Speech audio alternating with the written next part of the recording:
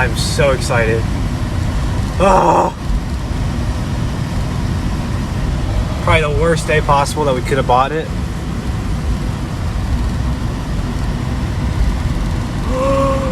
Oh my gosh, it's right there. Holy sh**.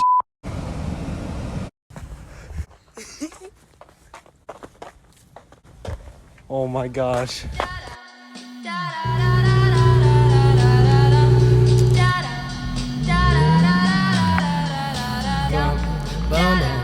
This is gonna feel real good, alright? Most dope. Everybody please put a thumb in the air. 1, 2, 3, 4. Some crazy ass kids gonna knock up on your door, so let 'em in, let 'em in, let 'em in. 1, 2, 3, 4. Some crazy ass kids gonna knock up on your door, so let 'em in, let 'em in, let 'em in.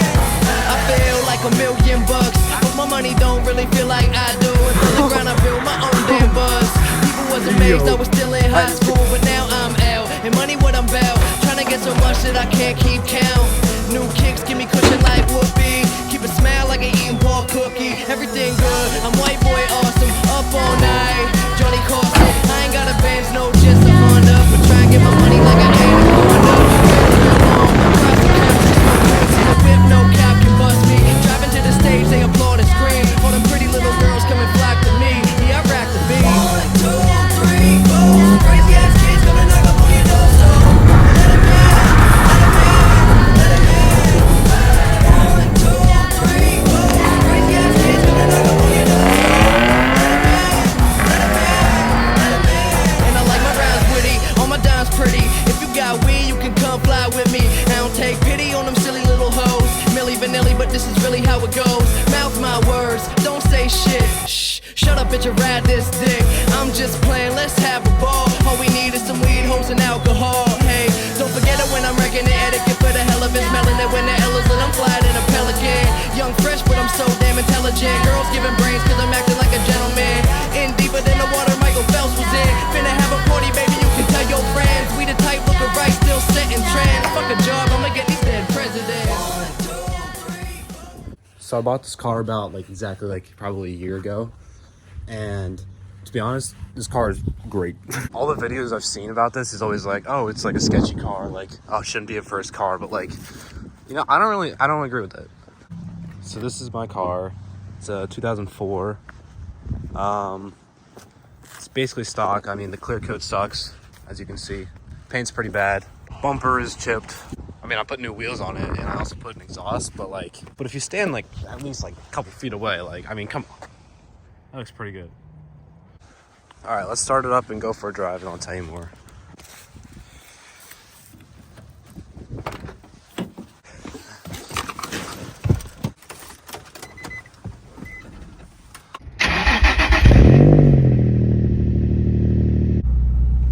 Especially in the winter, you gotta wait for this thing to warm up.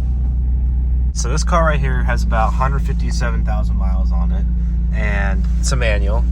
Now, I don't really know how the auto versions of this car is, but I'll tell you that the manual, it feels so good. It's it feels perfect to me.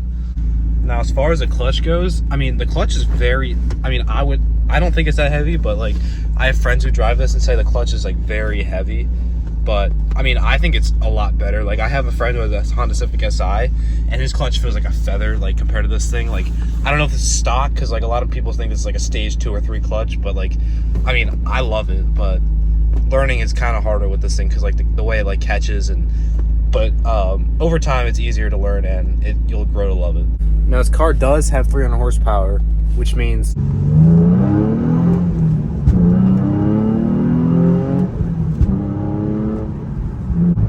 all right, let me find somewhere to park. Positive for this car, it is very hard to text and drive or film and drive. So parents, if you're watching this, it's a great car.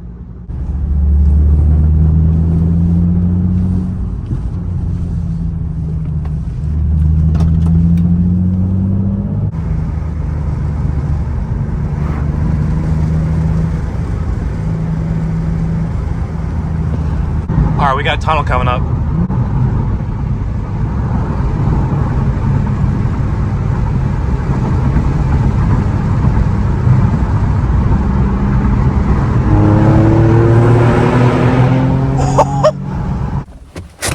this car has given me no issues whatsoever for like the entire year that I've ever owned this. I don't know how. I think it might be that I'm just lucky, but to me it's been really reliable, except one time when it was raining, and since I got like an intake that's like ground rooted, I'll show you that right now. Well, it was raining, and my guess is I got water into the intake by accident, and it put my car in a limp mode, which means it wouldn't go past 2,500 RPMs like at all. I thought I blew my engine, so I was like, yep, this is it. And I thought my car was dead, but then I took it home, and then I started it up again. It's perfectly fine. So that was the only issue it's given me. I also have a bad catalytic converter, but like it just makes the car louder, and it passed inspection. So one thing that like you definitely need to know is that the people aren't lying when they say this car burns oil, because this car like it literally just like drinks oil. It's terrible. Like I'll check my oil right now.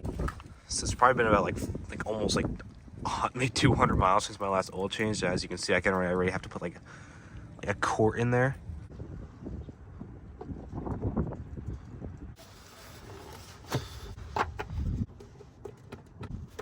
Like even if you just like drove it for like a couple hundred miles, like you should definitely check it like at least like once a week, because like it's pretty bad. Like I'll show you me checking my oil earlier. I haven't driven it. I last time I checked it was like 100 miles ago.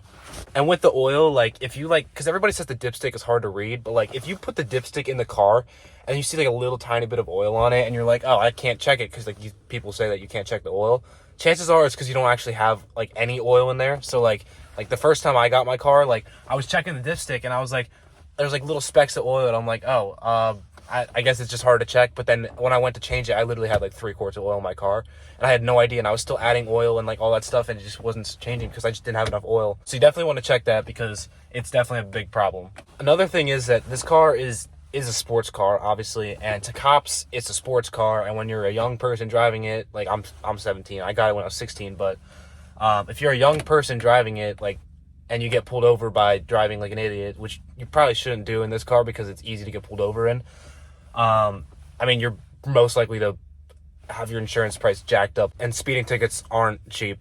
I mean, I've never been pulled over in this car yet because I don't drive like an idiot when there's people around, because I actually like kind of want to like not crash, but it's definitely easier to get pulled over in this car than compared to like a Toyota Camry or something. Right now it is currently winter, and I'll tell you one thing, this car sucks in the winter because for one, you got to wait for it to warm up, and you don't want to drive it when it's not warmed up.